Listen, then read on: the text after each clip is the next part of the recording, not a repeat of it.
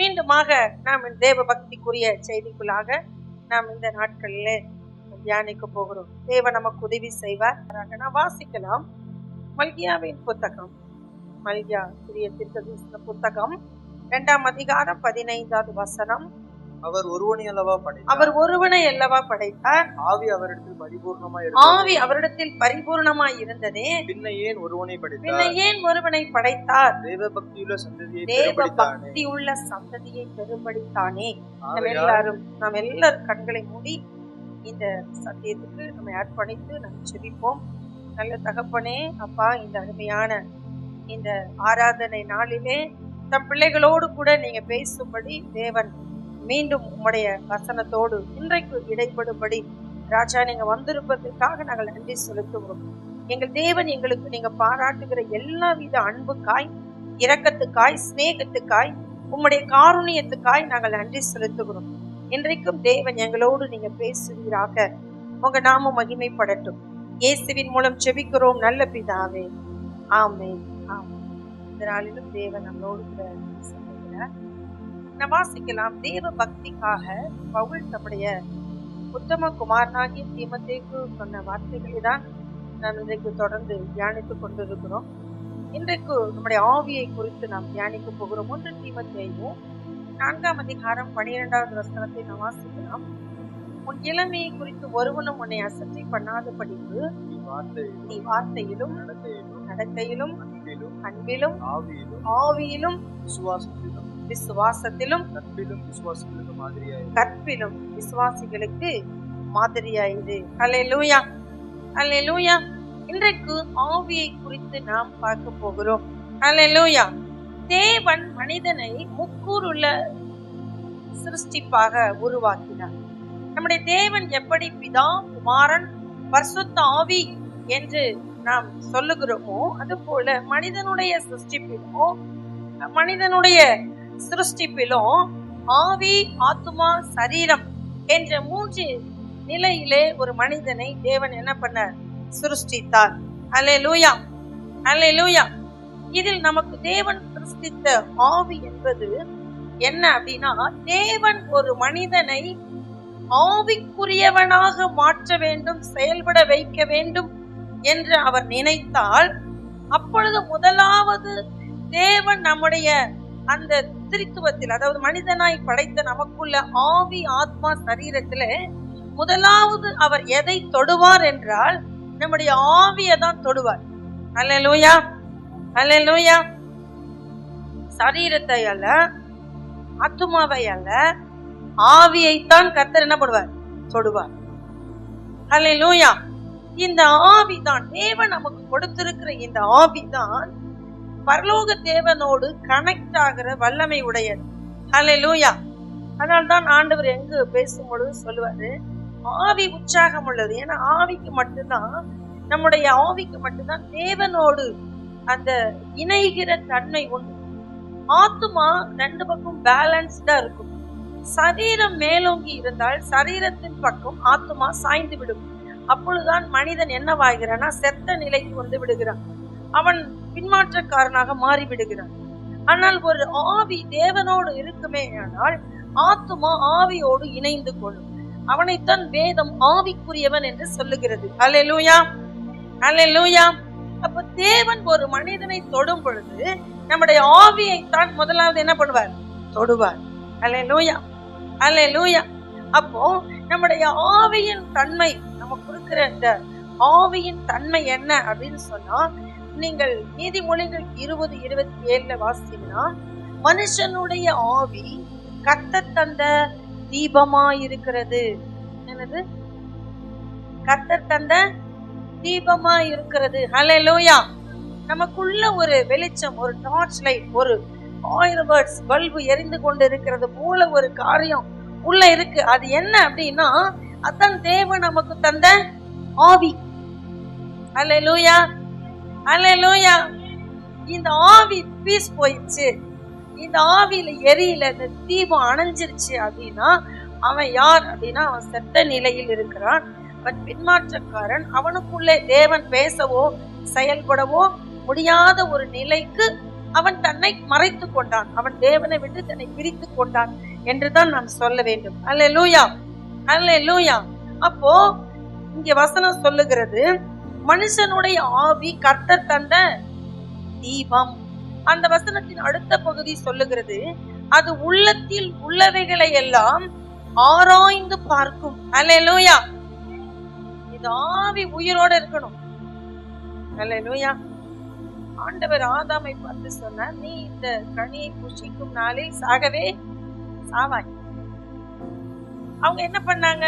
மீறுதல்களுக்கு உட்பட்டு வேண்டாம் என்று விளக்கின அந்த கனியை ஏவாள் சாப்பிட்டாங்க, ஆதாமுக்கு கொடுத்தாங்க. 2 பேர் என்ன பண்ணாங்க? சாப்பிட்டாங்க. 2 பேரும் சாப்பிட்டாங்களே, செத்து போனாங்களா? எப்படி இருந்தாங்க? உயிரோடத்தான் இருந்தாங்க. ஆனா அவங்களுக்குள்ள என்ன செத்து போச்சு? மாறி போயிடுச்சு.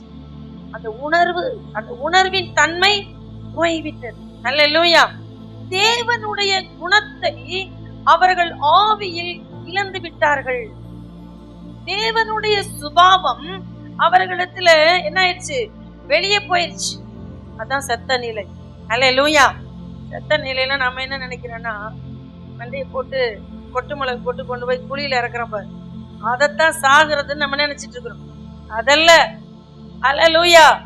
எது செத்த நிலை? உயிரோடு இருந்தாலும் அவன் தெய்வத்தை குறித்து அறிந்து கொள்ள முடியாத ஒரு நிலையில் இருந்தால் அவன் என்ன நிலையில் இருக்கிறான் என்றால் செத்த நிலையில் இருக்கிறான் என்று அர்த்தம். அல்லேலூயா. பாருங்க, பவுல் தீமோத்தேயுக்கு சொல்றார், ஒரு ஊழியனாகி நீ ஆவியையும் பத்திரமா பார்த்துக்கணும். அல்லேலூயா. அதனால்தான் நாங்களுமே ரொம்ப கவனமா இருப்போம். சில கெட்ட விஷயங்களை எங்க காதுக்கு வராம நாங்க ரொம்ப கவனமா பார்த்துக்குவோம். அல்லேலூயா. ஏன்னா ஆவிக்கு ஒரு தன்மை இருக்கிறது. அது என்ன அப்படின்னு சொன்னா, அதே நீதிமொழிகள் 17:22 நாம் வாசிக்கிறோம், முறிந்த ஆவியோ எலும்புகளை உலர பண்ணும். என்ன முறிந்த ஆவி? அல்லேலூயா. அதனாலதான் பாருங்க, ஏன் நாம் இன்னும் வாழ்கிறோம் தெரியுமா? நல்ல செய்தியை கேட்பதினால நாம் இன்றும் வாழ்கிறோம். அல்லேலூயா. நமக்கு வருகிற அநேக துர்ச்செய்தி நம் ஆவியை முறிந்து போக பண்ணும். அல்லேலூயா. அதனாலதான் உலகத்துல இருக்கிறவங்க பேச்செல்லாம் கேட்க கூடாது. வேதம் என்ன சொல்லுதோ, ஆவியானவர் என்ன சொல்றாரோ, இயேசு என்ன சொல்றாரோ, அதுதான் நல்ல செய்தி. அதை தான் நம்ம அடிக்கடி என்ன பண்ணணும்? கேட்கணும். அப்பதான் நம்ம வாழ்வோம், வாழ முடியும். இல்லைன்னா நமக்குள்ள இருக்கிற ஆவி என்ன ஆயிரும்? முறிஞ்சிரும்.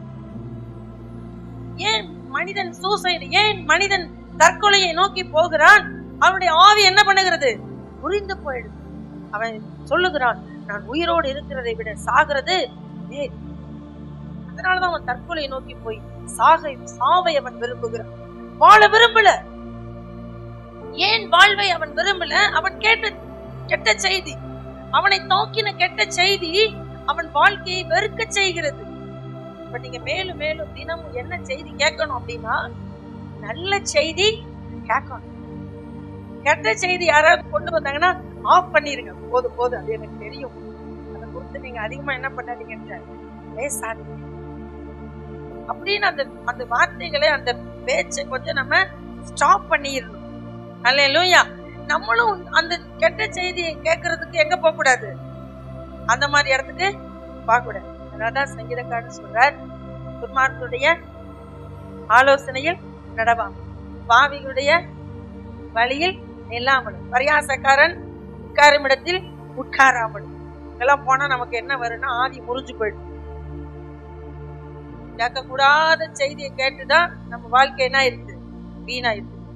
இனிமே என்ன பண்ணக்கூடாது? துர்ச்செய்தி கேட்க போக கூடாது. ஆவி முறிஞ்சு போயிடுங்கிறார். அல்லேலூயா, அல்லேலூயா. பாருங்க, இந்த 2வது நிலை என்ன? ஆவியினுடைய 2வது நிலை என்ன? நீதிமொழிகள் 18:14 பாருங்க. மனுஷனுடைய ஆவி அவன் பலவீனத்தை தாங்கும். மனுஷனுடைய ஆவி என்ன பண்ணும்? அவன் பலவீனத்தை தாங்கும். இந்த ஆவி எப்படி பலவீனத்தை தாங்குதுன்னா, இந்த ஆவிக்குள்ள ஆவியானவர் இருந்தா பலவீனத்தை என்ன பண்ணும்? தாங்கும். எல்லா அந்த என்ன சொல்ற, அவங்களை தாக்குகிற எல்லா அந்த போராட்டத்தையும் அந்த ஆவி என்ன பண்ணும்? தாங்கும். அல்லேலூயா. இந்த ஆவிக்குள்ள நமக்கு தேவன் தந்த இந்த தீபமாகி இந்த ஆவிக்குள்ள கெட்ட செய்தி நம்மை வீழ்த்துகிற வார்த்தைகள், நம்மை என்ன பண்ணுகிற தேவனை விட்டு பிரிக்கிற காரியங்கள் நம்மை மோதுமே என்றால், நம்மை பற்றி பிடிக்குமே என்றால், நம்முடைய எலும்பு என்ன பண்ணும்? உலர்ந்து. அதனாலதான் நம்ம ரொம்ப எப்படி இருக்கணும்? கவனமா இருக்கணும். ஹல்லேலூயா. நம்முடைய வாழ்க்கையிலும் சரி, நம்முடைய ஜீவியத்திலும் சரி, நம்முடைய ஊழியத்திலும் சரி, இந்த ஆவி முறிந்து போகாதபடி காத்து கொள்ள வேண்டியது அவசியம். பவுல் தீமோத்தேயுக்கு எழுதும் போது இதைத்தான் சொல்றார். உன் ஆவியை குறித்து நீ என்ன பண்ண? ஜாக்கிரதை இரு. ஏன்னா எபேசு பட்டணம் என்பது, எபேசு பட்டணத்தின் போதகர் தான் யாரு? தீமோத்தேயு. இந்த எபேசு பட்டணம் என்பது சாதாரண பட்டணம் இல்லைங்க. அப்படியே ஒரு கூட்டம் கூடும், எங்கள் தீனாலே பெரியவர் என்று கத்த ஆரம்பிச்சாங்கன்னா வார்த்தை என்ன பண்ண மாட்டாங்க? முடிக்கவே மாட்டாங்க. அப்படி கலகம் முடிச்ச பயங்கரமான விக்கிரகம் நிறைந்த ஒரு பட்டணம் தான் என்னது? எபேசு பட்டணம். இந்த பட்டணத்துக்கு போதகரா இருக்கிற நீ ஆவிய குறித்து எப்படி எப்பொழுது எப்படி இரு? கலகம் பண்ணுகிற இந்த மக்கள் மத்தியில செய்யப்படுகிற இந்த ஊழியத்துல ரொம்ப கவனமா இருந்துரு. ஆவி மட்டும் முறிஞ்சு போகாம என்ன பண்ணு? பாத்துக்கோ. ஹல்லேலூயா, ஹல்லேலூயா. நமக்கும் அதைத்தான் தேவன் நமக்கு சொல்லுகிறார். ஹல்லேலூயா. தேவன் பரிசுத்த ஆவியானவரின் மூலமாகத்தான் தேவன் என்ன பண்ணுவாரு? நம்முடைய ஆவியில நம்மோடு கூட கிரியை செய்வார். ஹல்லேலூயா.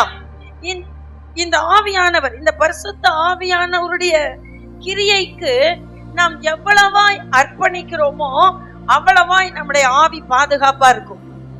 ஹல்லேலூயா, ஹல்லேலூயா. பரிசுத்த ஆவியானவரை பெற்றிருந்தும் ஆவியானவர் நமக்குள்ள கிரியை செய்ய முடியலன்னா அதுக்கு காரணம் அவர் பேசும் பொழுது நீங்களும் நானும் கீழ்ப்படியாம போயிட்டோன்னா ஆவியானவரால் செயல்பட முடியாது. அதனால ஆவியானவர் நம்ம ஆவியை தொட்டு நம்முடைய ஆவிக்குள்ள வந்து அவர் கிரியை செய்யும் பொழுது நாம் என்ன செய்ய வேண்டும் என்றால் விட்டு கொடுக்க வேண்டும். என்ன செய்யணும்? விட்டு கொடுக்க. பரிசுத்த ஆவியை பெற்றிருப்பது பெரிய விஷயம் இல்லை. ஆனால் அந்த ஆவியானவர் நமக்கு சொல்லுகிறதுக்கு என்ன வேணும்? கீழ்ப்படிதல் வேண்டும். ஏசாயா தீர்க்கதரிசி புஸ்தகம் 11வது அதிகாரம் 2வது வசனத்துல நாம் வாசிக்கிறோம். ஆவியானவருடைய அந்த காரியம் எப்படி நமக்குள் கிரியை செய்கிறது வாசிக்கிறோமா? ஞானத்தையும் உணர்வையும் அருளும் ஆவியும், ஆலோசனையும் பலனையும் அருளும் ஆவியும், அறிவையும் கர்த்தருக்கு பயப்படுகிற பயத்தையும் அருளும் ஆவியும் ஆகிய கர்த்தருடைய ஆவியானவர் அவர் மேல் தங்கியிருப்பார். ஆமென். கர்த்தருடைய ஆவியானவர் அவர் மேல் தங்கி இருப்பார். ஹல்லேலூயா. இயேசுவின் மேல் தங்கி இருந்த இதே ஆவியானவர் தான் இன்றைக்கு நம்ம மேலையும் தங்கி இருக்கிறார். ஹல்லேலூயா, ஹல்லேலூயா. பாருங்க, நம்ம எத்தனை பேர் அபிஷேகம் பெற்றிருக்கிறோம்? ஹல்லேலூயா. நிறைய பேர் அபிஷேகம் பெற்றிருக்கோம். ஒரு சிலர் மட்டும்தான் அபிஷேகம் பெறாம இருக்கும். ஒரு நாட்கள்ல அதற்கும் ஒரு என்ன பண்ணலாம்? ஒரு ஒரு ஜெபம் நடத்தி எல்லாரையும் ஆவிக்குள்ளாக நிரப்பும்படி நம்ம என்ன பண்ணுவோம்? ஒரு அபிஷேக ஆராதனை நடத்துவோம். கர்த்தர் எல்லாரையும் நிரப்புவார். ஹல்லேலூயா. பாருங்க, ஆவியானவர் நமக்குள் வரும் பொழுது ஞானத்தையும் உணர்வையும் நமக்கு தருவார். ஹல்லேலூயா. ஆவியானவர் நமக்குள் இருக்கிறார். நம்முடைய ஆவி தேவனோடு இணைந்திருக்கிறது, இசைந்திருக்கிறது என்று நாம் எதனால் அறிவோம் என்றால் நமக்குள்ள ஞானம் வெளிப்படும். உணர்வோட இருப்போம். உணர்வு இல்லை, நம்ம எவ்வளவு சொன்னாலும் அவங்க உணர்ந்து கொள்ளலைன்னா அவங்களுக்குள்ள ஆவியானவர் கிரியை செய்ய விடாதபடி அவர்கள் கீழ்ப்படியலைன்னு அர்த்தம். ஆவியானவருக்கு நீங்க கீழ்ப்படினா ரொம்ப கவனமாய் தேவ சமூகத்திலே நீங்கள் அமர்ந்திருக்க வேண்டும். நான் உங்களுக்கு மறுபடியும் சொல்லுகிறேன், இதுதான் உங்களை சலவை செய்கிற இடம். இதுதான் கொல்லம் பற்ற சபைதான். ஒரு மனிதனை புது வனைப்பாக, புது பாத்திரமாக வணைகிற கொல்லன் பற்ற. இங்கதான் உங்களை என்ன பண்ணுவார்னா ஆவியானவர் சரி பண்ணுவார். இங்க நீங்க கவனமா சத்தியத்தை கேட்கணும், தூங்காம கேட்கணும், விழிச்சிருந்து கேட்கணும், கவனமா கேட்கணும், உள்வாங்கணும். அல்லேலூயா, அல்லேலூயா. ஏன்னா இங்கு சொல்லப்பட்ட இந்த வேத வசனத்துக்கு நீங்கள் கீழ்ப்படியாமல் பாவத்தை சிநேகிச்சு நீங்க வெளியே போயிட்டீங்கன்னா மீண்டும் தேவ சமூகத்துக்கு நீங்கள் வருவது என்பது கூடாத காரியம். ரொம்ப கவனமா, ரொம்ப ரொம்ப ரொம்ப ரொம்ப கவனமா இருக்கு. இங்கிருந்து தப்பிச்சு நான் வெளியே போனாலும் மீண்டும் நான் அப்படியே ஆண்டவரை பின்பற்றி வாழ்ந்து நான் பரலோகம் வந்துருவேன்னு சவால் கூறிக்கிட்டு பாவத்தோட பாவத்தின் விளைவுகளோட நீங்க வாழ்ந்து கொண்டு இருந்தீங்கன்னா நீங்க இப்பொழுதே பாவ அறிக்கை செய்து ஆவியானவர் உணர்த்தும் போது விட்டுடுங்க. தொடர்ந்து நான் பாவத்துக்குள்ளேயே இருப்பேன், நான் வெளியே போய் இயேசுவை பின்பற்றி வாழ்ந்துருவேன் அப்படின்னு நினைச்சீங்கன்னா சாத்தான் உங்களை பின்பற்றி வருவான். உங்கள் ரட்சிப்பை நீங்கள் இழந்து போக வேண்டி வந்துடும். ஆவியானவர் நமக்குள் வரும்போது ஞானம் இருக்கும், ஆவியானவர் நமக்குள் வரும் பொழுது உணர்வு இருக்கும். இந்த ரெண்டும் இருக்குது அப்படின்னா நம்முடைய ஆவி பரிசுத்த ஆவியானவரோடு என்ன ஆயிருக்குன்னு அர்த்தம், கனெக்ட் ஆயிருக்குன்னு அர்த்தம். அல்லேலூயா. ஆவியானவர் நமக்குள் வந்து செய்கிற இந்த காரியத்தில் இருந்தா நாம் யார் என்பதை நமக்கு தேவன் என்ன பண்ணுவார், காட்டுவார். ஆவியானவர் நமக்குள்ள வருகிற வரையிலும் நாம் யார் என்பது நமக்கு தெரியாது. அதுக்குத்தான் உணர்வு, அதுக்குத்தான் தேவன் நமக்கு ஞானம் தருகிறார். முதல்ல தன்னை அறியணும். ஆவியில முதலாவது தன்னை அறியணும், இரண்டாவது தேவன் யார் என்று அறியணும், மூன்றாவது நமக்காக தேவன் வைத்திருக்கிற எதிர்கால திட்டம் என்ன என்பதை நாம் அறியணும். இதை அறிவதற்குத்தான் தேவன் நமக்கு என்ன தருகிறார்னா அவருடைய பரிசுத்த ஆவியானவரை நம்மளோடு கூட இணைத்து நம்மளை என்ன பண்ணுகிறார், போதித்து நடத்துகிறார். அல்லேலூயா, அல்லேலூயா. அப்படி பாருங்க, நமக்கு சில நேரம் நம்முடைய பலம் என்னன்னு தெரியாது. நம்ம சொல்லுவோம், நான் ரொம்ப விசுவாசமா வாழ்ந்துருவேன், நான் ரொம்ப பரிசுத்தவான், நான்லாம் ரொம்ப பரிசுத்தமா வாழ்ந்துருவேன், ஊழியக்காரங்க சொல்றதுக்கு கீழ்ப்படிய மாட்டோம். என்னைய போய் அப்படி நினைச்சிட்டீங்க, சண்டை போடுவோம். ஆனா நமக்குள்ள பலவீனம் இருக்கும், ஆனா அதை ஒத்துக்க மாட்டோம். ஆனா தேவன் அதை நமக்கு காண்பிப்பார். அல்லேலூயா. நம்முடைய பலம் என்ன, நம்முடைய பலவீனம் என்ன, நமக்கு தேவன் நமக்கு வைத்திருக்கிறதான எதிர்கால திட்டம் என்ன, எல்லாத்தையும் தேவன் நமக்கு காட்டுவார். எப்படி காட்டுவார், அவரே காட்டுவார். பாருங்க, நம்ம வாசிக்கலாம் சங்கீதம் 19:12 நாம் வாசிக்கலாம். தன் பிழைகளை உணர்கிறவன் யார், மறைவான குற்றங்களுக்கு என்னை நீங்களாக்கும். அல்லேலூயா, அல்லேலூயா. அவங்கவுங்க பிழைய அவங்கவுங்களுக்கு உணர்த்தி காட்டுகிறவர் தான் ஆவியானவர். நம்ம மத்தவங்களுக்கெல்லாம் பிரசங்கம் பண்றது, மத்தவங்களுக்கெல்லாம் போதிக்கிறது, மத்தவங்களுக்காக ஜெபிக்கிறது, அதை விட நமக்காக நம்முடைய நிலையை நாம் அறிந்து கொள்வதுதான் நல்ல தேவ பக்தி. அல்லேலூயா. நம்ம பேதுரு வாழ்க்கையை நம்ம பார்த்தோம்னா லூக்கா 22ஆம் அதிகாரம் 31 34 வரலும் பாத்தீங்கன்னா பேதுரு என்ன சொல்றாரு பாருங்க. 31 வசனத்துல, பின்னும் கர்த்தர் சீமோனே சீமோனே, இதோ கோதுமையை சுலகினால் புடைக்கிறது போல சாத்தான் உங்களை புடைக்கிறதுக்கு உத்தரவு கேட்டுக்கொண்டான். நானோ உன் விசுவாசம் ஒழிந்து போகாதபடிக்கு உனக்காக வேண்டிக் கொண்டு நீ குணப்பட்ட பின்பு உன் சகோதரரை ஸ்திரப்படுத்து என்றார். அதற்கு அவன், ஆண்டவரே, காவலிலும் சாவிலும் உம்மை பின்பற்றி வர ஆயத்தமாய் இருக்கிறேன் என்றான். அல்லேலூயா. எல்லா சீஷர்களையும் பார்த்து சொல்றாரு, குறிப்பா சீமோனை பார்த்து ஜீசஸ் சொல்றாரு, சீமோனே சீமோனே, கோதுமையை சுலகினால் புடைக்கிறது போல சாத்தான் உன்னை புடைக்கும்படி, ஒன்ன மட்டும் புடைக்கும்படி என்கிட்ட கேட்டுக்கிட்டான். நான் உன் விசுவாசம் ஒளிந்து போகாதபடி என்ன பண்ண, வேண்டிக் கொண்டேன். அல்லேலூயா, அல்லேலூயா. பாருங்க, நம்முடைய நிலை என்ன என்பது நமக்கு தெரிகிறதை விட நம்முடைய ஆண்டவருக்கு நல்லா தெரியும். சீமோன் சொல்றார், ஆண்டவரே, நான் காவலிலும் சாவிலும் உம்மை பின்பற்றி வருவேன். காவிலும் சாவிலும் பின்பற்றி வரும்படி பேதுருக்கு விசுவாசம் இருந்துச்சான்னு கேட்டேன். இல்ல. ஆனால் பேச்சு எப்படி, நான் சாதிச்சிருவேன் ஆண்டவரே, நான் உம்மை பின்பற்றி வருவேன் ஆண்டவரே அப்படின்னு சொல்றாங்க. மத்த கூட இருந்த 11 சீசர்கள் என்ன நினைப்பாங்க, இவ பெரிய புலிதான் போல தெரியுது, இவர் பெரிய சிங்கம் போலதான் தெரியுது, இவர் பெரிய சாதிச்சிருவாரு போலதான் தெரியுது அப்படின்னு நினைச்சிருப்பாங்க. ஆனா ஆண்டவர் என்ன சொல்றாரு, பேதுருவே இதுவா உன் நிலை என்ன தெரியுமா அப்படின்னு சொல்லி சொல்றாரு. 34 அவர் அவனை நோக்கி, பேதுருவே இன்றைக்கு சேவல் கூகுகிறதற்கு முன்னே நீ என்னை அறிந்திருக்கிறதை 3 தரம் மறுதலிப்பாய் என்று உனக்கு சொல்லுகிறேன். அல்லேலூயா.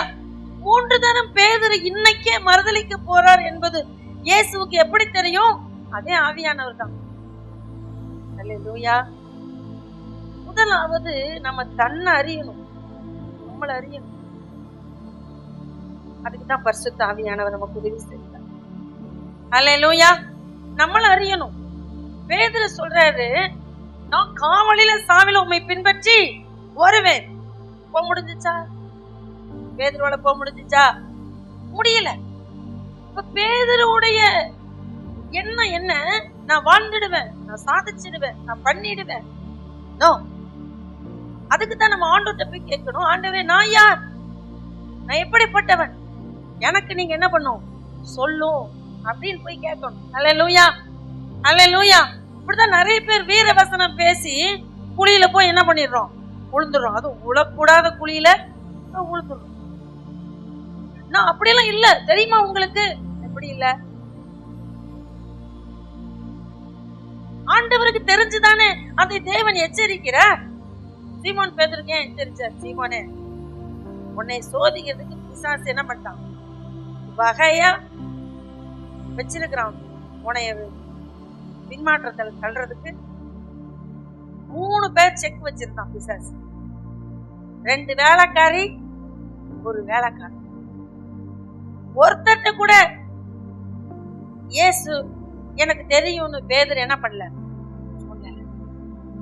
பேதுருவுக்கு பிசாசு என்ன பண்ணி வச்சிருக்கான், வலை விரிச்சு வச்சிருக்கிறான். அது பேதுருவுக்கு என்ன பண்ணல தெரியல. ஆனால் யாருக்கு தெரியும்? நம்முடைய ஆண்டவருக்கு தெரியும். இன்னொன்னு செஞ்சிருக்கலாம் பேதுரு. என்னன்னு தெரியுமா?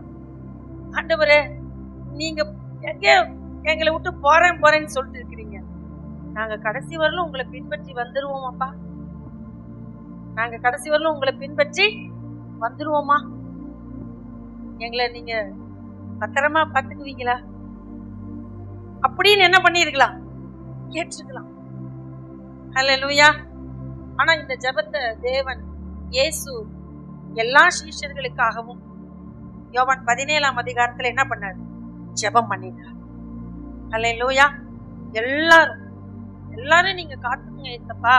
ஏசப்பா என்ன பண்றாரு, எல்லாருக்காகவும் பிதாவிடத்துல ஒரு ஜெபம் பண்ணுகிறார். என்ன ஜெபம் தெரியுமா? 15 யோவான் 17:15 நீர் அவர்களை உலகத்திலிருந்து எடுத்துக் கொள்ளும்படி நான் வேண்டிக் கொள்ளாமல் நீர் அவர்களை தீமை நின்று காக்கும்படி வேண்டிக் கொள்ளுகிறேன். அல்லேலூயா. ஏற்கனவே ஜீசஸ் எல்லா சீஷர்களுக்காகவும், ஏன் நமக்காகவும் கூட ஜீசஸ் என்ன பண்ணிருக்காரு, ஜெபம் பண்ணி இருக்கிறார். அல்லேலூயா. ஆனா பேதுருவுக்கு தெரியல, தான் எவ்வளவு விசுவாசத்துல இருக்கிறோங்கிறது பேதுருவுக்கு தெரியல. அதைத்தான் ஆவியானவர் இயேசு மூலமா சொல்றாரு, பேதுருவே இதுதான் உன்னுடைய நிலை. அல்லேலூயா. இன்னைக்கு நம்முடைய நிலையை நாம் அறிந்து கொண்டால் நாம் ஆவியானவரோடு இசைந்திருப்போம். அல்லேலூயா. ஆவியானவர் நமக்கு சொல்லுகிறத நம்ம கேட்டு நம்ம வாழ்ந்தோம்னா நாம் பின்மாறி போக, தேவனை விட்டு விலகி போக வாய்ப்பு நமக்கு வரவே வராது. அல்லேலூயா. பாருங்க, அந்த பேதுருவுடைய விசுவாச அளவு பேதுருவுக்கு தெரியல. பேதுருக்கு என்ன தெரியல, தான் விசுவாசத்தினுடைய அளவு எவ்வளவுன்னு தெரியாது. இன்னைக்கு நம்ம அங்க உட்கார்ந்து இருக்கோம், நமக்கு ஒரு சோதனை வந்துச்சு, தேவன் நம்மளை புடமிடணும்னு அவரு யோபு மாதிரி நான் சுகமாய் வாழ்ந்திருந்தேன். யோபு சொல்றாரு, நான் சுகமாய் வாழ்ந்திருந்தேன், அவர் என்ன நறுக்கி நொறுக்கி அவருடைய தம்முடைய லக்குக்கு என்னவா வச்சாராம், அவருடைய அந்த காரியத்துக்கு என்னை லக்கா வச்சாருன்னு சொல்ற. நீங்க இந்த வாசிக்கும் பொழுது 16 நினைக்கிறேன் யோபுல வாசிக்கும் பொழுது அப்படி அவர் சொல்லிருக்காரு. அப்படிங்கிறது தேவன் நம்மளை இன்னைக்கு செலக்ட் பண்ணாருதான். நம்ம விசுவாசம் எங்க இருக்கு, நம்ம எப்படி இருக்கோம் அப்படின்னு பாருங்க. எப்படி இருக்கும்? வந்துருவோமா? ரெடி ஆயிடுவோமா? 16:12 பாருங்க. நான் சுகமாய் வாழ்ந்திருந்தேன். இப்பெல்லாம் நம்ம சுகமா இருக்கிறோம். இப்ப நம்ம எப்படி இருக்கிறோம்? சுகமா இருக்கிறோம். சுகமா இருக்கிறேன்னு சொல்றவங்க எல்லாம் பாரு, சுகமா இருக்கிறது எப்படின்னு கண்டுபிடிச்சிட்டோம் பாரு. அல்லேலூயா. நல்ல சத்தமா சுகமா இருக்கிறீங்களா? இப்ப நாம் சுகமா இருக்கிறோம். யோபு சொல்றது போல அவர் என்னை நறுக்கி, எப்படிங்க நறுக்கி அப்படின்னா வெங்காயம் வெட்டுறீங்கல்ல, நறுக்கி. அடுத்து பாருங்க, என் பிடரியை பிடித்து என்னை நொறுக்கி. அல்லேலூயா, அல்லேலூயா. தயிர் பச்சடிக்கு வெங்காயம் வெட்டுவோம், பார்த்திருக்கீங்களா? அதுக்கு பேர் என்னது? ஸ்லைஸ். அப்படியே அப்படியே என்ன பண்ணுவோம், அப்படியே ஒரு கோடு கோடு போட்ட மாதிரி, அதான் நறுக்கி. நொறுக்கின்னா என்ன தெரியுமா? முட்டை ஆம்லேட்டுக்கு வெட்டுவோம் பாருங்க வெங்காயம், அதையே பத்தா கட்டுறாங்க பாருங்க. அது மாதிரி நம்மள நொறுக்கி, அங்க பாரு யோபு சொல்ற, என் பிடரியை பிடித்து என்னை நொறுக்கி என்னை தமது லக்காக நிறுத்தினார். இப்படி நம்மளை நிறுத்துவாரு அப்படின்னா நம்ம விசுவாசம் தாங்குமா? நம்ம விசுவாசம் நிக்குமா? நிக்குமான்னு கேட்டேன். அல்லேலூயா. இந்த மாதிரி ஒரு காரியம் நம்மளோட வாழ்க்கையில நடக்க போகிறதுக்கு முன்னாகவே தேவன் நம்மளை எச்சரிக்கணும்னா நாம யார் என்பது நமக்கு தெரிந்திருக்க வேண்டும். இந்த யார் தான் நமக்கு கற்றுக் கொடுப்பானா? ஆவியானவர் நமக்கு கற்றுக் கொடுப்பார். பேதுரு பார்த்து சொல்றார், பேதுரு, உன்னால ஒருத்தன் கேட்ட கேள்விக்கு என்ன பண்ண முடியாது, ஆமா நான் அவரோட தான் இருந்தேன்னு சொல்ல முடியாது. 3 பேர் கேக்குறாங்க. 2 முறை கேட்கும் போதே 3 முறை என்ன பண்ணிடுச்சு இவன், அதாவது 3 முறை மறுதளிக்கும் போது சேவல் 2 முறை கூவிடுச்சுன்னா இவர் 1 முறை மறுதளிக்கும் போது சேவல் என்ன பண்ணிருக்கணும்? கூவி இருக்கும். ஆண்டவர் அடையாளமா சொன்னார், சேவல் கூவும். அல்லேலூயா. அப்புறமாவது கொஞ்சம் பேதர் என்ன ஆயிருக்கலாம், அலர்ட் ஆயிருக்கு. என்ன சொல்ல வரணும்? நம்மை முதலாவது நாம் யார் என்பதை நாம் தேவனிடத்துல நாம் போய் என்ன பண்ண வேண்டும்? அவர் கற்றுக் கொடுக்கிற முறைமையிலே நாம் கற்றுக்கொண்டு வர வேண்டும். அல்லேலூயா. நாம் யார் என்பதை தேவன் கற்றுக் கொடுப்பார். அல்லேலூயா, அல்லேலூயா. போரடிக்கும்படி பயந்து கிதியோன் என்ன செய்தான்னா, ஆளை ஆட்டுகிற இடத்துல போய் கோதுமையை போரடித்துக் கொண்டிருந்தான். அல்லேலூயா. அவன் பயந்து போய் போரடித்துக் கொண்டிருந்தான். ஆனால் தேவன் வந்து அவனுக்கு என்ன சொன்னார்? என்ன சொன்னார்? பராக்கிரமசாலியே அப்படின்னார். என்ன சொன்னார்? பராக்கிரமசாலி. கர்த்தர் பார்த்து நம்மள அப்படி கூப்பிட்டா அது நல்லா இருக்கு, சூப்பரா இருக்கு. அல்லேலூயா. நாமளே நம்ம பார்த்து நம்மள என்ன சொல்லிக் கூடாது, நான் யார் தெரியுமா, நான் யார் தெரியுமா அப்படின்னு கிதியோன் சொல்லி இருந்தா ஆண்டவர் அவன் பக்கம் வந்திருக்கவே மாட்டார். அவன் சொல்றான், ஆண்டவரே நீர் எங்களோடு கூட இருந்தா இதெல்லாம் எங்களுக்கு ஏன் சம்பவிக்குது? அப்போ அவர் தன்னுடைய நிலையை அறிந்தவர் கிதியோன். ஹல்லேலூயா. அப்ப கர்த்தர் நம்மளை அழைக்கணும், நாமளே நம்மளை அப்படி சொல்லிக்க கூடாது.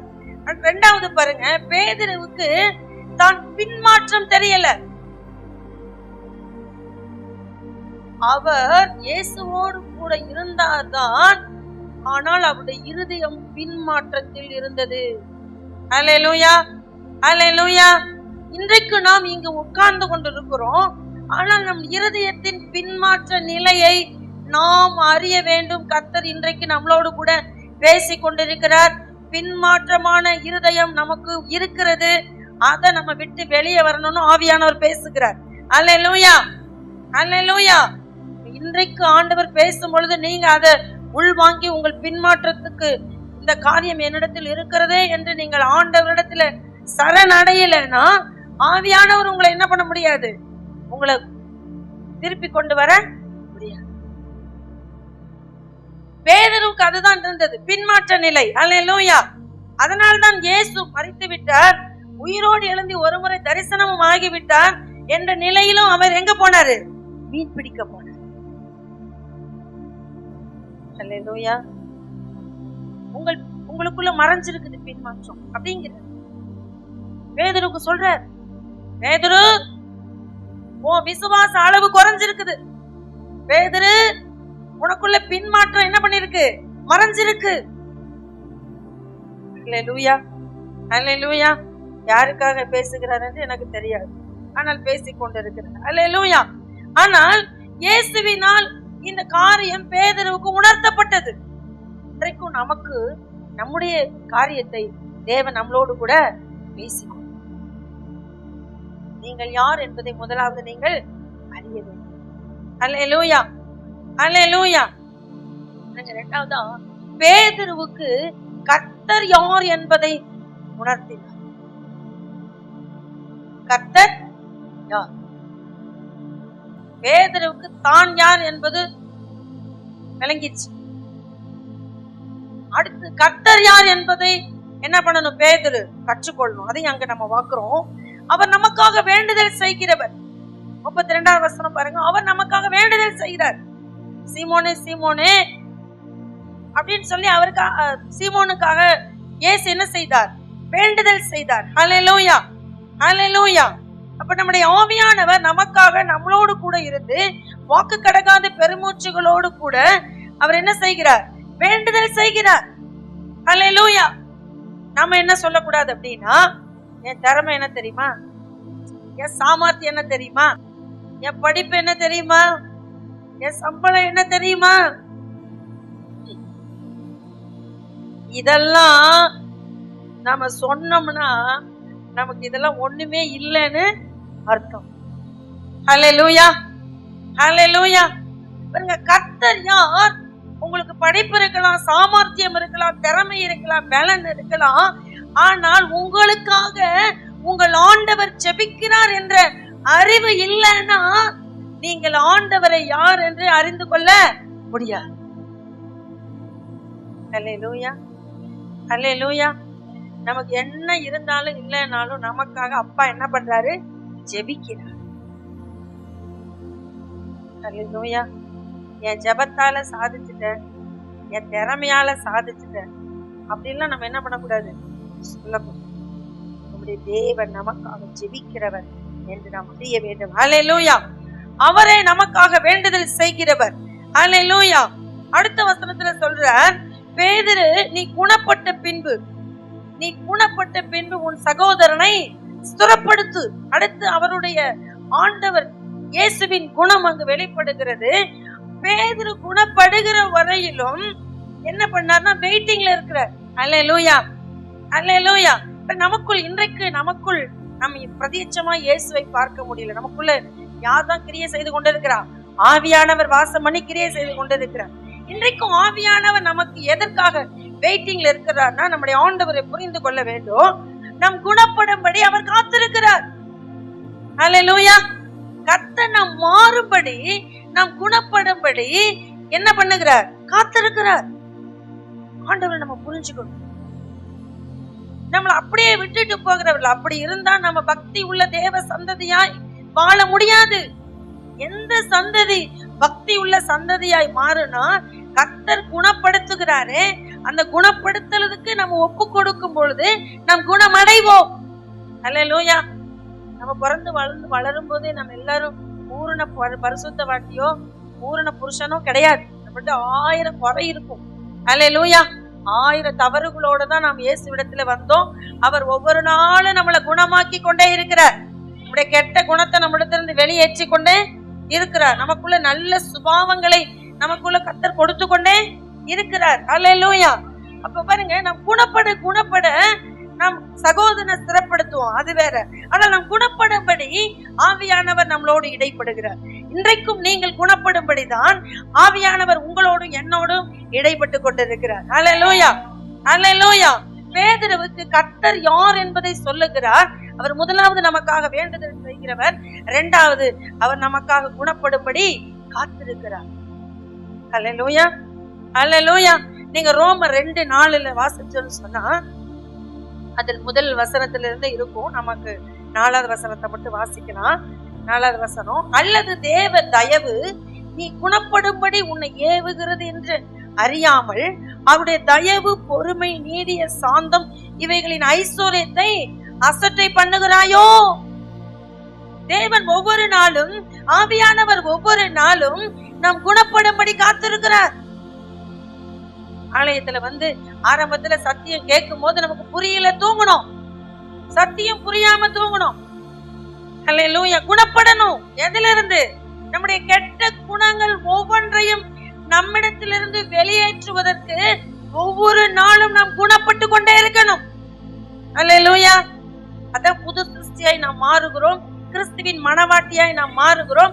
ஆவியானவர் நம்மளை கிறிஸ்துவுக்காக நம்மளை ஆயத்தப்படுத்துகிறார் என்று அங்குதான் இருக்கிறது. அதான் சத்தியம். அல்லேலூயா.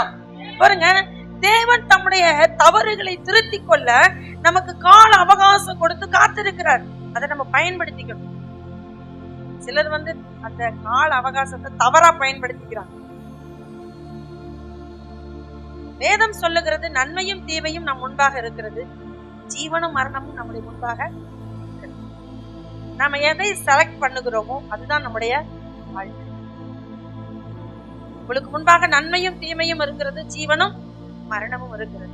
இன்னைக்கு நான் பிரசங்கிக்கிற இந்த வார்த்தை கூட உங்களுக்கு நன்மையும் இருக்கிறது, தீமையும் இருக்கிறது, ஜீவனும் இருக்கிறது, மரணமும் இருக்கிறது. நீங்கள் இதை எடுத்துக்கொண்டு ஆவியானவருக்கு உங்களை விட்டு கொடுப்பீர்கள் என்றால் கர்த்தர் உங்களை ஆனலாக்குவார், உயிர்ப்பிப்பார். கர்த்தர் உங்களை கொண்டு பெரிய பலத்த காரியத்தை செய்வார்.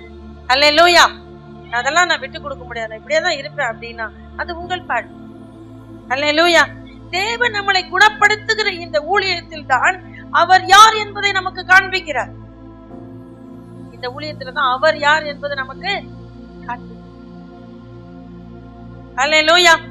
நீதிமொழிகள் 25:4 நம்ம வாசிக்கலாம். வெள்ளியினின்று களிம்பை நீக்கிவிடு, அப்பொழுது தட்டால் நாள் நல்ல உடைமை பிறக்கும். அல்லேலூயா. அல்லேலூயா. நீங்க வெள்ளி கடையில போய் வாங்கும் போது பாத்தீங்கன்னா எப்படி இருக்கும்? எப்படி இருக்கும்? பல பல பல பலன்னு எப்படி இருக்கும்? ஒயிட்டா இருக்கும். ஒயிட் ஹவுஸ் மாதிரி இருக்கும், ஒயிட்டா இருக்கும். ஆனா அதே கொஞ்ச நாள் பயன்படுத்திட்டீங்கன்னா அது எப்படி இருக்கும்? பருப்பர். நான் இதை சொல்ல வரல. இந்த வெள்ளி களிம்போடு இருக்கும் பொழுது அதை பிரிக்கிறாங்க இல்லையா, அந்த உலைக்களத்துக்கு வாங்க. அல்லேலூயா.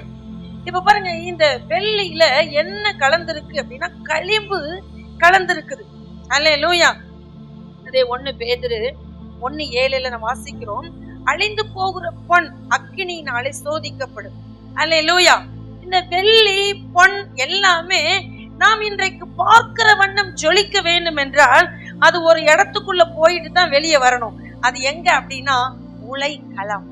உலைக்களத்துக்குள்ள என்ன வச்சிருப்பாங்க அப்படின்னு சொன்னா அப்படியே ஒரு 100 டிகிரி, என்னது ஃப்ரீசர் இல்ல, குளிர்தன்மை இல்ல, அது வெப்பநிலை, அது ஃபாரன்ஹீட், பயங்கர வெப்பநிலை.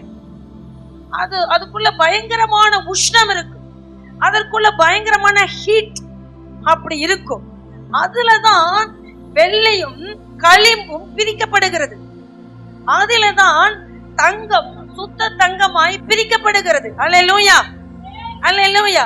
பாருங்க, தேவன் நம்மளை அவர் உகந்த பாத்திரமாய் வணைவதற்கு, அவர் நம்மளை மாற்றுவதற்கு, ஆவியானவர் நம்மளை குணப்படுத்துவதற்கு, ஆவியானவர் நம்மளை எங்க உள்ள விட்டு வெளியே எடுக்கிறாரா? உலை களம். சொல்லுங்க. ஐயோ, அப்படின்னா வேண்டாம், அப்படின்னா வேண்டாம். அப்படி உள்ள போய் வெளியே வந்த வெள்ளி தாங்க கடையில பல பல பல பலன்னு இருக்கு. அல்லேலூயா. அல்லேலூயா. அப்படி உள்ள போய் வெளியே வந்த தங்கம் தான் வெளியே எப்படி இருக்கு? பல பல பல பலன்னு இருக்கு. அல்லேலூயா. அல்லேலூயா. அப்போ ஆண்டவர் என்ன செய்கிறார்? அவர் யார் என்பதை காட்டுவதற்கு அவர் நம்மளை இப்படிப்பட்ட புடமிடுதலிலே நம்மளை சரி பண்ணி கொண்டு இருக்கிறார். அல்லேலூயா. நீங்கள் விரும்பினாலும், நீங்களும் நானும் விரும்ப விட்டாலும், இந்த உலைக்களத்துக்குள்ள கொண்டு போய்தான் நம்மளை வெளியே கொண்டு வருவார். இந்த ஒரு காரியத்தை செய்வதில் தான் தேவன் தம்முடைய குணம் என்ன என்பதை தேவனுக்கு என்ன பண்ணுகிறார், மனிதனுக்கு என்ன பண்ணுகிறார், காண்பிக்கிறார். அல்லேலூயா. தேவன் யார் என்பதை மனிதன் அறிந்து கொள்ளுகிற இந்த விஷயத்துலதான் தேவன் ஒரு நாளும் மனிதனோடு இதையெல்லாம் கேட்டுட்டு செய்யவே மாட்டார். கேட்காமலேயே வேலைய நடத்திடுவார். அல்லேலூயா, அல்லேலூயா. பாருங்க, மல்கியா 3:2 நான் வாசிக்கலாம். ஆனாலும் அவர் வரும் நாளை சகிப்பவன் யார்? அவர் வெளிப்படுகையில் நிலை நிற்பவன் யார்? அவர் புடமிடுகிறவனுடைய அக்கினியை போலவும் வண்ணாருடைய சவுக்காரத்தை போலவும் இருப்பார். எப்படி இருக்கிறாராமா நம்முடைய ஆண்டவர்? யாரு? புடமிடுகிறவனுடைய அக்கினி. புடமிடுகிறவனுடைய அக்கினி. ஆண்டவர் யாரு? புடமிடுகிறவருடைய அக்கினி, வண்ணாருடைய சவுக்காரம். வண்ணார் பயன்படுத்துகிற அந்த சவுக்காரம் என்னமா? சோப்பு. ஏதோ நான் ஏதோ பேசுறேன், நீங்களும் கேட்டிருக்காதீங்க. பைபிள்ல சோப்பு சவுக்காரம். சவுக்காரத்தை வச்சு தேய்ச்சு என்ன பண்றாரு? இந்த சுத்தமிடுகிற வேலையில கர்த்தர் நமக்காக வேலை செய்கிறார். அல்லேலூயா. அடுத்த வசனம் பாருங்க. அவர் உட்கார்ந்து வெள்ளியை புடமிட்டு சுத்திகரித்து கொண்டிருக்கிறார். வெள்ளியை என்ன பண்றாராம்? புடமிட்டு சுத்திகரித்து கொண்டிருக்கிறார். அவர் லேவியின் புத்திரரை சுத்திகரித்து அவர்கள் கர்த்தருடையவர்களாய் இருக்கும்படி நீதியாய் காணிக்கை செலுத்தும்படிக்கும் அவர்களை பொன்னை போலவும் வெள்ளியை போலவும் புடமிடுவார். அல்லேலூயா. தேவன் நம்மளை சுத்திகரிக்கிற இந்த பணியில ஒரு நாள் சமரசத்துக்கு இடமே இல்லை.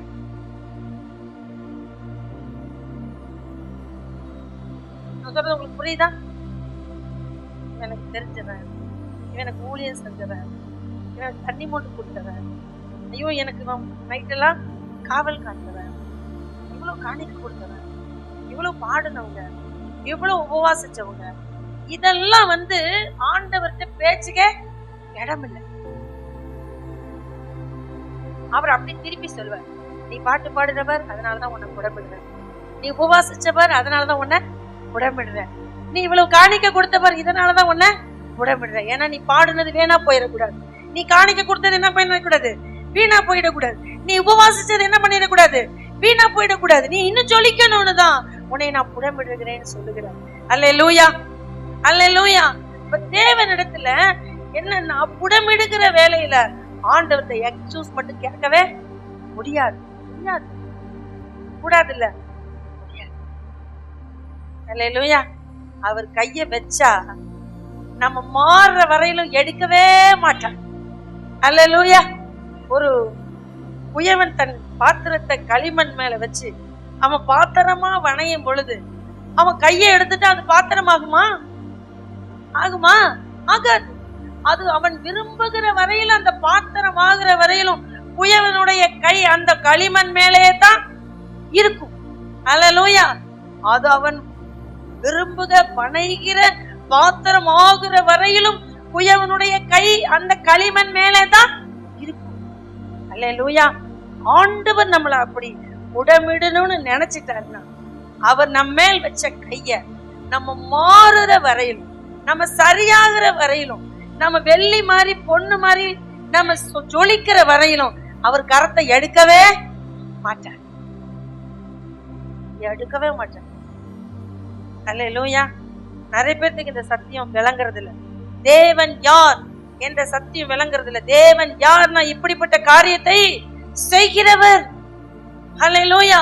அதனாலதான் சங்கீதம் 68:19 வாசிக்கிறோம், என்னாலும் ஆண்டவருக்கு ஸ்தோத்திரம் உண்டாவதாக, நம்மேல் பாரம் சுமத்தினாலும் நம்மளை ரட்சிக்கிற தேவன் அவரே. எவ்வளவு பாரம் நம்ம மேல வச்சாலும் ஏன் நம்ம மேல வைக்கிறார்னா நாம அவரு உகந்த பாத்திரமா மாறணும். அது வரையிலும் அவர் கை நம்ம மேலதான் என்ன பண்ணுவாரு, வச்சிருப்பாரு. அல்லேலூயா. அடுத்த வசனம் சங்கீதம் 119:71 எல்லாரும் தெரிஞ்ச வசனம், நான் உபத்திரவப்பட்டது நல்லது, அதனால் உமது பிரமாணங்களை கற்றுக்கொண்டேன். அல்லேலூயா, அல்லேலூயா. இப்போ நம்முடைய கற்றுக்கொள்ளுதல், நமக்கு தேவன் கற்றுக் கொடுக்கிற இந்த காரியத்துல ஆண்டவர் ஒரு நாளும் நம்மகிட்ட இதை நான் உனக்கு செய்யட்டுமா, உனக்கு வேண்டாமா, நீ கஷ்டப்படுவியா அப்படியெல்லாம் கேட்கவே மாட்டேன். வச்சதுதான் கையை. அவர் கையை எடுக்கிறாருன்னா நம்ம ஒரு புது சிருஷ்டியா மாறிட்டோன்னு அர்த்தம். அல்லேலூயா. அண்ணவர்ல நம்ம மேல கையை அப்படியேதான் என்ன பண்ணிருப்பாரு, வச்சிருப்பாரு. ஆண்டவர் சொல்ற, நீ துள்ளாத, ஒழுங்கா என்ன பண்ணு, சர நடந்துரு. நீ துள்ளிக்கிட்டு இருக்காத, எங்க வந்துரு, என்கிட்ட வந்துரு. சங்கீதம் 19:12 நம்ம ஏற்கனவே வாசிச்சோம். அதைத்தான் இங்க நம்ம இங்க வாசிக்கிறோம். தன் பிள்ளைகளை உணர்கிறவன் யார், அவர் யாருன்னு நம்ம அறியிற வரணும், நம்மள விடவே மாட்டார். அல்லேலூயா, அல்லேலூயா. பாருங்க, அடுத்து நம்ம ஒரு சம்பவத்தை நம்ம படிக்கிறோம். என்ன அப்படின்னு சொன்னா, 2 சாமுவேல் 12ஆம் அதிகாரம் 5வது வசனத்துல நம்ம சொன்னா, அப்பொழுது தாவீது அந்த மனுஷன் மேல் மிகவும் கோபம் கொண்டவனாகி நாத்தானை பார்த்து, இந்த காரியத்தை செய்த மனுஷன் மரணத்துக்கு பாத்திரன் என்று கர்த்தருடைய ஜீவனை கொண்டு சொல்லுகிறேன். அவன் இரக்கமற்றவனாய் இருந்து இந்த காரியத்தை செய்தபடியினால் அந்த ஆட்டுக்குட்டியாக நாளத்தினை திரும்ப செலுத்த வேண்டும் என்றார். உங்களுக்கு இந்த சம்பவம் ஒரு சிலருக்கு தெரிஞ்சிருக்கும், ஒரு சிலருக்கு தெரிஞ்சிருக்காங்க. ஒரு கதை தான். தாவீதுக்கு தேவன் நிறைய மனைவிகளை தந்திருந்தார். ராஜாவானதுக்கு முன்னமே இருந்தாங்க, ராஜாவான பிற்பாடும் கேட்டிருந்தா இன்னும் தந்திருந்தாங்க. ஆனால் அதே அந்த ராஜ்யத்தில், தாவீதின் ராஜ்யத்தில் போர் சேவகராய் இருந்த ஒரு மனிதன் தான் உரியா. அவருடைய மனைவி தான் பத்சேபா. இவருக்கு மனைவி வேணும்னு கேட்டிருந்தா ஆண்டவர் இன்னும் கொடுத்திருப்பார். ஆனால் பத்சேபாலை தாவீது எடுத்துக்கொண்டார். 1 வருட காலம் இந்த தவறு தாவீதுக்கு உணர்வே இல்லை. தாவீதுக்கு என்ன வரல, உணர்வே இல்லை. ஆனால் இப்படியே உணர்வு எல்லாமே இருக்கிறியே தாவீது அப்படின்னு சொல்லி நாத்தான் வேலை தாவீது இடத்துல அனுப்பினார். அப்ப அவர் ஒரு கதை சொன்னார். ஒரு ஊர்ல ஒரு ஐஸ்வர்யவான் இருந்தான், ஒரு ஏழை இருந்தான். இந்த ஐஸ்வர்யவானுக்கு நிறைய ஆடு மாடெல்லாம் இருக்கு. ஆனால் அந்த ஏழைக்கோ ஒரே ஒரு ஆட்டுக்குட்டி மட்டும்தான் இருந்துச்சு. அதுவும் அவன் மடியிலே படுத்துக்கொண்டு செல்லமாய் வளர்ந்துச்சு. ஆனால் இந்த ஐஸ்வர்யவான் தன் வீட்டுக்கு வந்த ஒரு வழி போக்கனுக்கு விருந்து செய்யும்படி தன் வீட்டில் உள்ள ஒரு ஆடு மாட்டை எடுத்து என்ன பண்ணிருக்கலாம், அடிச்சு விருந்து படுத்திருக்கலாம். ஆனால் அவனோ, தாத்தான் வேலி இத சொல்றார் தாவீது கிட்ட, அவனோ தன்னுடைய அந்த தரித்திரனா இருந்த அந்த வேலைக்காரனுடைய, அதாவது வேலைக்காரன் சொல்ல அந்த தரித்திரனிடத்தில் இருந்த செல்லமாய் வளர்ந்த ஒரே ஆட்டுக்குட்டியை கொண்டு வந்து அடிச்சு என்ன பண்ணிட்டான், விருந்து சமைச்சிட்டான் சொன்ன. தாவீதுக்கு ஃபுல்லா கோபம் வந்துச்சு. அந்த வசனம் தான் இப்ப நம்ம வாசிச்ச 5வது வசனம். அப்பொழுது தாவீது அந்த மனுஷன் மேல் மிகவும் கோபம் உண்டவனாகி, எந்த மனுஷன் மேல், அந்த ஐஸ்வர்யவானா இருந்து தன் வீட்டுக்கு வழி பிரயாணமாய் வந்தவனுக்கு விருந்து செய்தானே அந்த மனுஷன் மேல் இந்த தாவீது நாத்தான் மேல் இந்த கதையை சொன்ன பொழுது இந்த தாவீது உடனே என்ன பண்றாருன்னா நியாய தீர்ப்பை சொல்ற. அந்த மனுஷன் மேல் என்னது, மிகவும் கோபம் உண்டவனாகி நாத்தானை பார்த்து, இந்த காரியம் செய்த மனுஷன் மரணத்துக்கு பாத்திரன் என்று கர்த்தருடைய ஜீவனை கொண்டு சொல்லுகிறேன்னு சொல்ற. அல்லேலூயா, அல்லேலூயா. ஆனா உண்மை என்னன்னா, அந்த வேத பகுதியில இந்த சம்பவத்தை சொன்ன பிற்பாடு அவரே ஒரு நியாய தீர்ப்பு சொல்றார். 6வது வசனம், அவன் இரக்கமற்றவனாய் இருந்து இந்த காரியத்தை செய்தபடியினால் அந்த ஆட்டுக்குட்டிக்காக நாளத்தனையாய் திரும்ப செலுத்த வேண்டும். அல்லேலூயா. இந்த காரியத்தை சொல்லும் பொழுது நாத்தான் வேல் சொல்ற, நீங்க அந்த மனுஷன். யாரு? நீங்க அந்த மனுஷன். தாவீது அவ்வளவு பெரிய நியாய தீர்ப்பை மற்றவனுக்கு சொன்னான். ஆனால் தாவீது செய்த தவறை தாவீதுக்கு உணர்த்தின பொழுது தாவீது நடுங்கிட்டார்.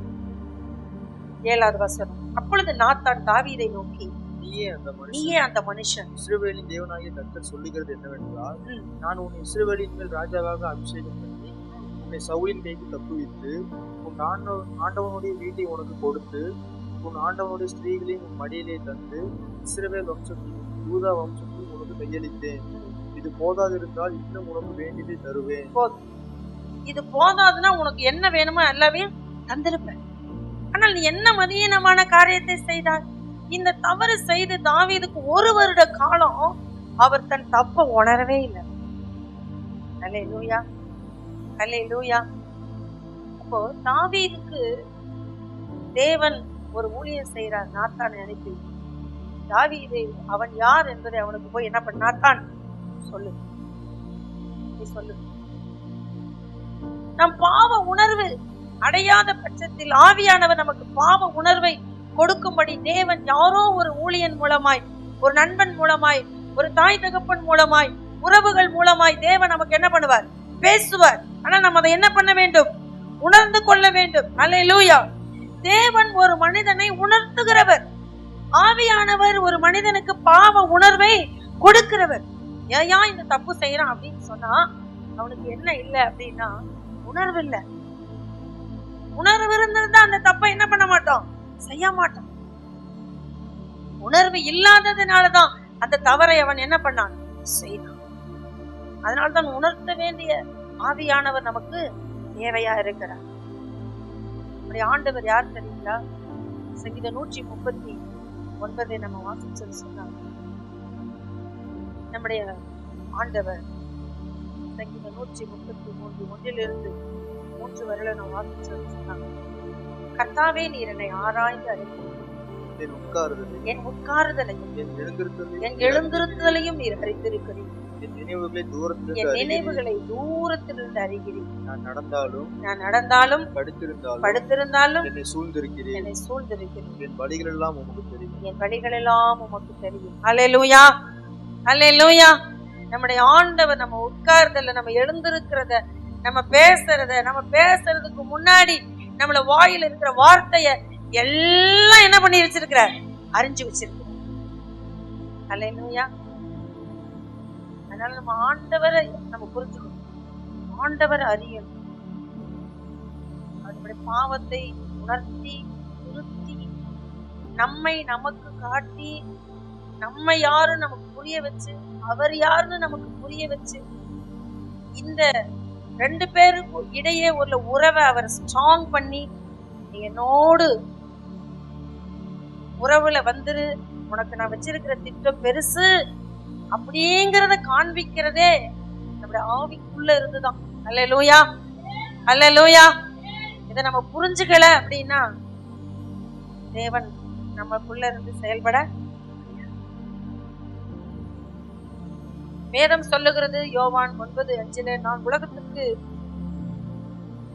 நான் உலகத்தில் இருக்கையில் உலகத்திற்கு ஒளியாய் இருக்கிறேன்னு சொல்றேன். ஆண்டவர் நம்மேல் அவருடைய வெளிச்சத்தை நம்மேல வீசினாத்தான் நம்ம எங்கெங்க கருப்பா இருக்கிறோம், எங்கெங்க வெள்ளையா இருக்கிறோம், நமக்கு எப்படி ஒரு தேட முடியாத பொருளை ஒரு லைட் போட்டு என்ன பண்றோம், தேடுறோம். முன்னாடி இருந்து ஒரு வெளிச்சம் அடிச்சிச்சுன்னா நம்ம யாருங்கிறது நமக்கு தெரிஞ்சு. அல்லேலூயா, அல்லேலூயா. நம்ம யாருன்னு நமக்கு காண்பிக்கிறதுல இந்த வேத புத்தகத்தை போல, இந்த சுவிசேஷத்தை போல நமக்கு காட்டக்கூடிய ஒரு நபர் யாருமே கிடையாது. நம்மளை நமக்கு காண்பித்து நல்ல ஒரு முக கண்ணாடியை போல நம்மளை நடத்துகிறது நம்முடைய இந்த சுவிசேஷம்.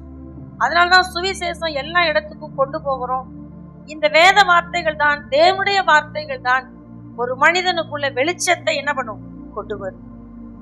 அந்த வெளிச்சம் யாருடையதுன்னா அது தேவனுடையது. அல்லேலூயா. அந்த வெளிச்சம் நமக்குள்ள வரும் பொழுது நம்ம என்ன, நம்முடைய நிழலை பார்க்கலாம், நம்ம யாருன்னு பார்த்துடலாம். அல்லேலூயா, அல்லேலூயா. நம்ம யாருன்னே நமக்கு இன்னும் தெரியாது இருக்கிறதுனாலதான் நம்ம என்ன செய்கிறோம்னா தவறுது. அல்லேலூயா.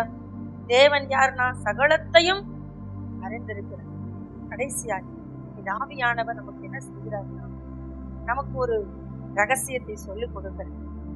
1 கொரிந்தியர் 2:9 வாசிச்சோம்னா, எழுதி இருக்கிறபடி தேவன் தம்மில் அன்பு கூறுகிறவர்களுக்கு ஆயத்தம் பண்ணினவைகளை கண் காணவும் இல்லை, காது கேட்கவும் இல்லை, அவைகள் மனுஷனுடைய இதயத்தில் தோன்றவும் இல்லை.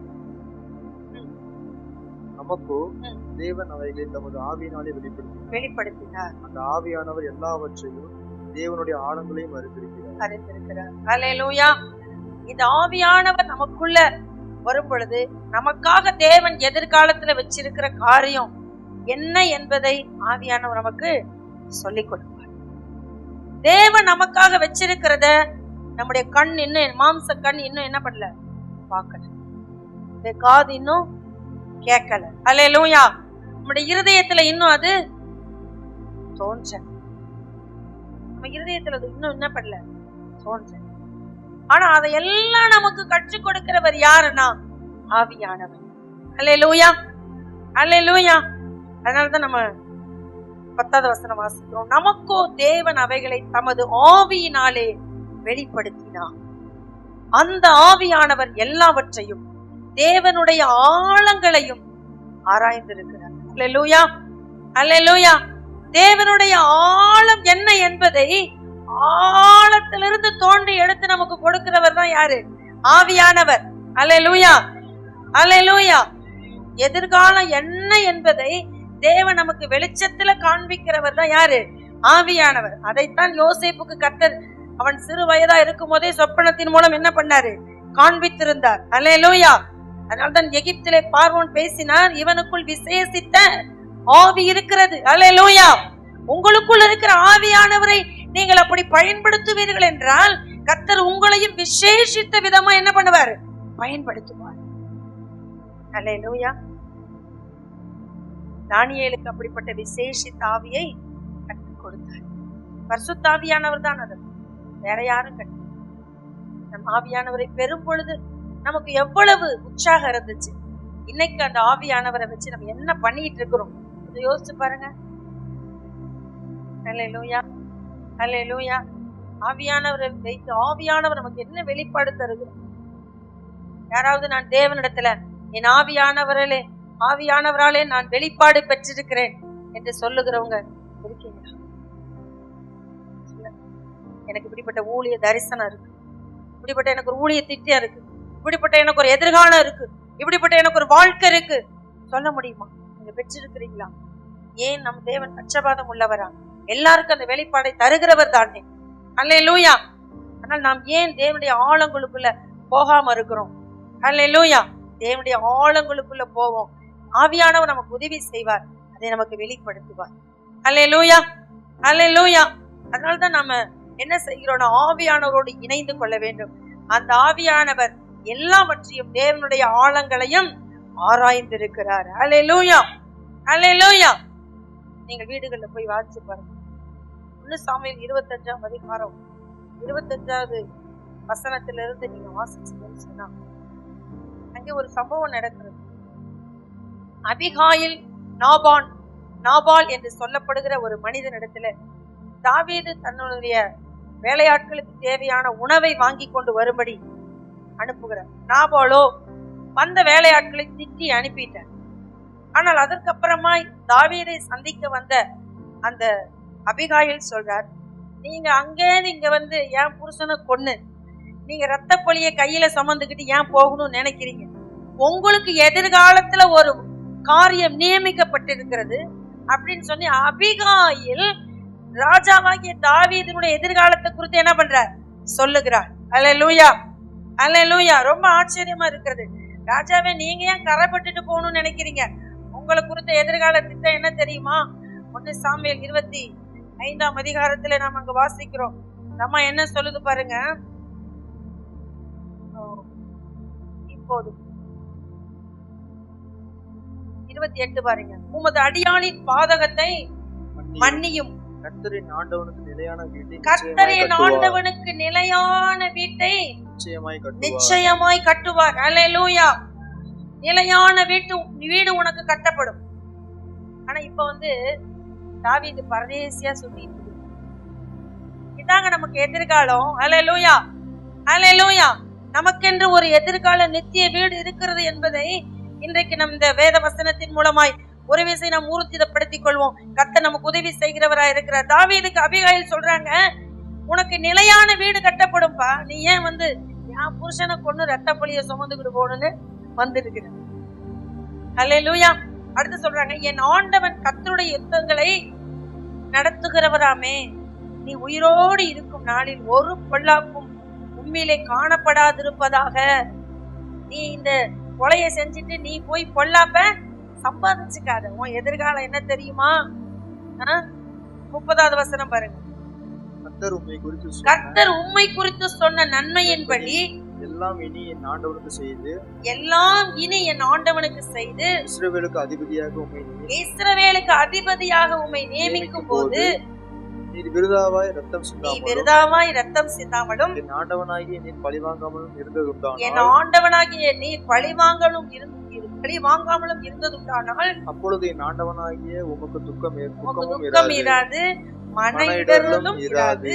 கர்த்தரின் ஆண்டவனுக்கு நன்மை செய்யும் போது உம்முடைய அடியாளை நினைப்பீராக என்றார். ஹல்லேலூயா, ஹல்லேலூயா.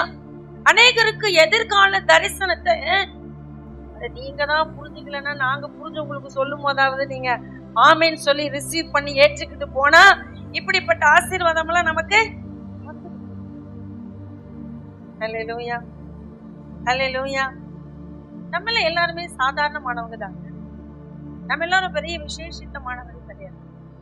எல்லாருமே பாத்தீங்கன்னா நமக்கு ஏதாவது பேக்ரவுண்ட் இருக்கா? எங்க அப்பா வந்து அப்படி, எங்க வீடு எங்க ஊர்ல எப்படி தெரியுமா அப்படின்னு சொல்ற அளவுக்கு ஏதாவது பேக்ரவுண்ட் இருக்கு? எதுவுமே. ஆனா இப்ப நம்மள அப்படி எப்படி வச்சிருக்கிறாரு? சொல்லிக்கிற மாதிரி வச்சிருக்கிறாரா? சொல்லுங்க, சொல்லிக்கிற மாதிரி வச்சிருக்கிறாரா இல்லையா? இன்னும் இல்லையா? அப்ப நீங்க வாங்க இந்த அழைப்புக்கு. ஹல்லேலூயா. நான் உங்களுக்கு சொல்லிக் கொடுக்கிறோம், உங்களை தேவன் இப்படி வைப்பார், தேவன் இப்படி உங்களை உயர்த்துவார் அப்படின்னா நீங்க என்ன சொல்லணும்? ஆமேன்னு சொல்லி ரிசீவ் பண்ணிக்கணும். ஹல்லேலூயா, ஏற்றுக்கொள்ளணும். அது எப்படி அப்படிலாம் வைப்பாரு? அது எப்படி நீங்க கண்டுபிடிச்சீங்களா? அது உங்களுக்கு தெரியுமா? ஆண்டவர் உங்களுக்கு நேரா சொன்னாரா? நீங்க பரலோகத்துக்கு போனீங்களா? போய் பார்த்துட்டு வந்திருக்கு. இப்படி எல்லாம் குதர்க்கமான கேள்வி என்ன பண்ணக்கூடாது? கேட்க கூடாது.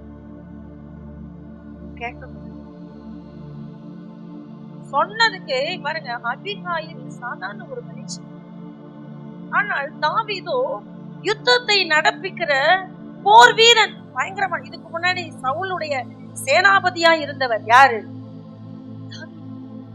இந்த தாவீது போய் அபிகாயில் வார்த்தையை கேட்கணுங்கிற அளவுக்கு தாவீது ஒன்னும் ஒரு சாதாரணமான ஒரு நபர் கிடையாது.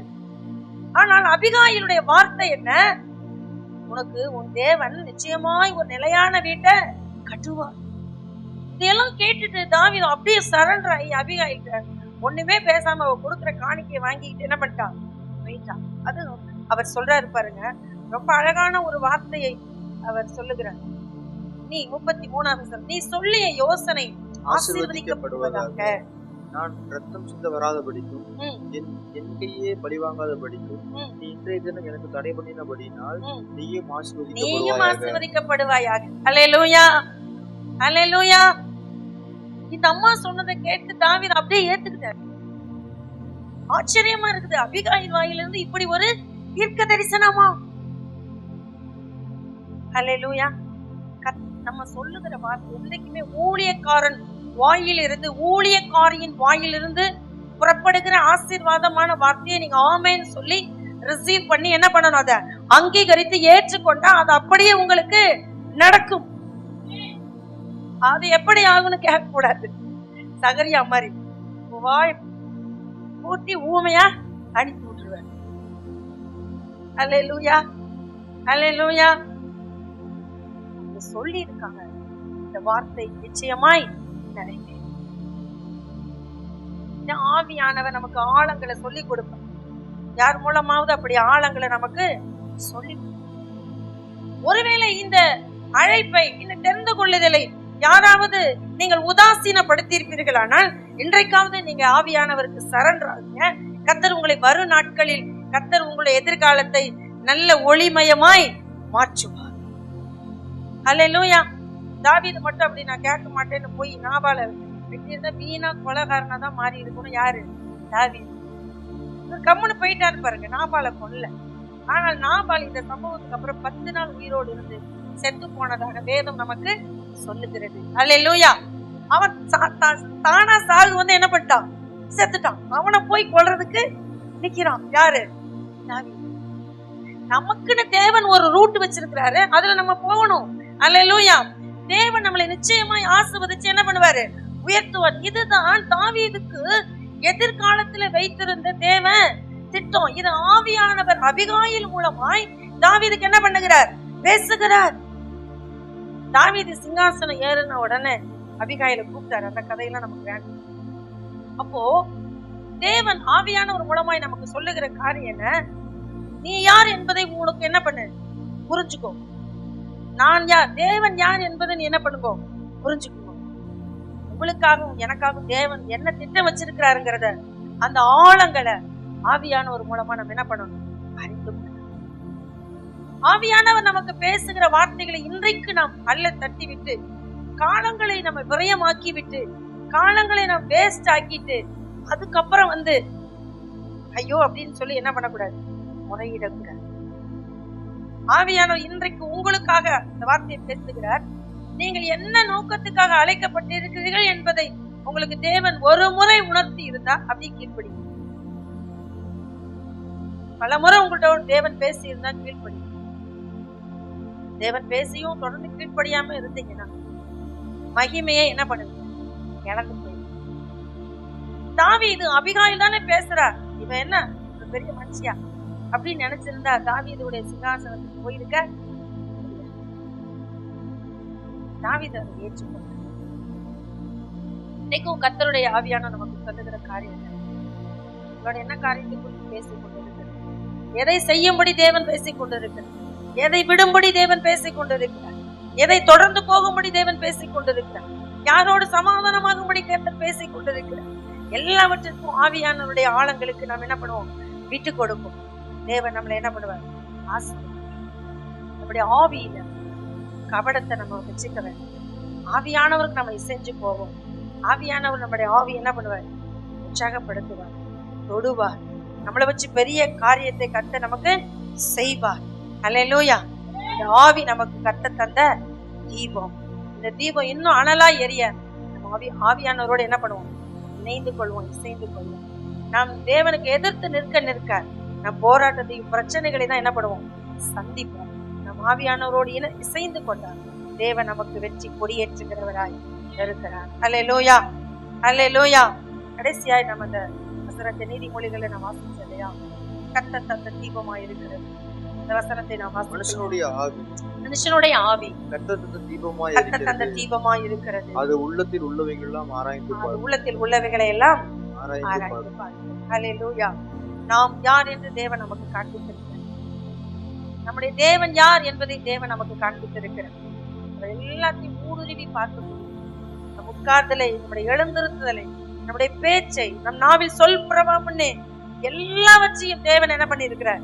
அறிந்திருக்கிறார். ஆவியானவர் ஆழங்கள், தேவனுடைய ஆழங்களை அறிந்து நமக்கு கற்றுக் கொடுக்கிறவர். அது மாத்திரமல்ல, நமக்காக வைத்திருக்கிற தேவ திட்டம் என்பதை ஆவியானவர் இன்றைக்கு நம்மோடு பேசியிருக்கிறார். அதற்கு நாம் அர்ப்பணிப்போம். தேவன் மகிமையான வல்லமையான காரியத்தை செய்வார். நம்ம எல்லாரும் கண்களை மூடுவோம். கர்த்தர் நமக்காக பெரிய காரியங்களை செய்கிறவராக இருக்கிறார். எங்களை நேசிக்கிற எங்கள் நல்ல தகப்பனை கர்த்தாவே, நேரத்துல எல்லாரையும் உங்க கரத்தை நான் ஒப்பு கொடுக்கிறேன். என் தேவன் ஒவ்வொருவரோடும் இடைப்பட்டிருக்கிறேன், பேசி இருக்கிறேன். என் பிள்ளைகள் செயல்படுத்த என் தேவன் அனுக்கிரகம் பாராட்டி அருளுவீரார். தேவனுடைய கரம் உருவாக்கட்டும். தேவனுடைய கரம் உண்டாக்கினது, தேவனுடைய கரமே உருவாக்கட்டும். உங்க பணிக்கு நாங்கள் எல்லாரையும் நாங்கள் அர்ப்பணித்து செபிக்கிறோம்ப்பா. நீங்க நடத்துவீராக, ஒவ்வொருவரையும் நடத்துவீராக, உங்க சித்தப்படி நடத்துவீராக, உங்க திட்டத்தின்படி நடத்துவீராக. எல்லாரையும் தாழ்த்துகிறோம். சுக பல ஜீவனை பிள்ளைகளுக்கு கட்டளையிடும். மன விருப்பத்தை நிறைவேற்றுங்க. இந்த பகுதிக்கு நல்ல மழையை தாங்க, வறட்சி எல்லாம் செழிப்பாக்குங்க. ஆண்டவரே, பிள்ளைகளுக்கு திருமண காரியங்களை ஒழுங்குபடுத்துங்க. வேலை வாய்ப்பை அருளி செய்யுங்க. நல்ல சம்பளத்தையும் சம்பள உயர்வையும் கட்டளையிடுங்க. பிள்ளைகளுக்கு நல்ல கற்ப கனியை நீங்க தந்து ஆசீர்வதிங்க. வேலை வாய்ப்பை தந்து ஆசீர்வதிங்க. கையின் பிரயாசத்தை சாப்பிடுகிற கிருபையை தந்து ஆசீர்வதிங்க. ஊழிய காரியத்திலே பிள்ளைகள் இன்னும் கர்த்தருக்காய் வைராக்கியமா நிற்க உதவி செய்யுங்க. ஊழியத்திலே நிற்கிற பிள்ளைகளை நீர் நல்ல கர்த்தாவே, நீர் பாய்ச்சலான தோட்டத்துக்கு நேராய் ஆண்டவரே அப்பா, வற்றாத நீரூற்றுக்கு நேராய் நடத்துங்க ஆண்டவரே. உமக்கு ஊழியம் செய்கிறவனை நீ கனம் பண்ணுகிறவர். ஊழியம் செய்கிற பிள்ளைகளை எல்லாம் நீங்க கனம் பண்ணுங்கப்பா. கத்தரிக்காய் கொடுக்கிற, கத்தரிக்காய் உதவுகிற, கத்தரிக்காய் நிற்கிற எல்லா பிள்ளைகள் மேலும் இப்படி ஆசீர்வதிக்கப்பட்ட கரம் தங்கி நடத்துவதாக ராஜா. ஆசீர்வதிங்க ஆண்டவர். கரத்துல தாழ்த்துகிறோம், பெரிய காரியங்கள் செய்யும். இயேசுவின் மூலம் ஜெபிக்கிறோம் நல்ல பிதாவே, ஆமென். என் ஆத்துமாவே கர்த்தரை ஸ்தோத்தரி, முழு உள்ளமே நாத்துமாவே கர்த்தரை ஸ்தோத்தரி. கர்த்தர் செய்த சகல உபகாரங்களையும் ஆமென்.